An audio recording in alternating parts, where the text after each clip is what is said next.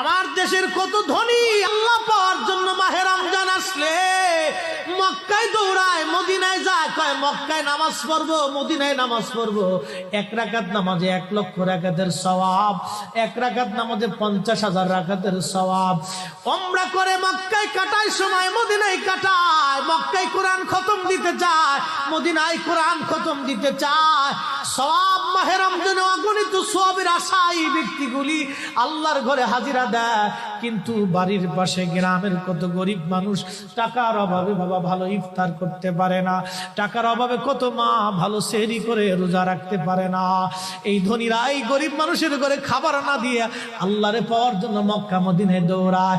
আল্লাহ ডাক দেখো, বান্দা একবার মরে দেখ, কায়দা মতো জুতা দিয়ে পিটামো, আমার বান্দারা না খায় ইফতার করবে, আর তুই আল্লাহ পাওয়ার জন্য মক্কায় আইছো, এমন আল্লাহ আমি ধরা দেব না।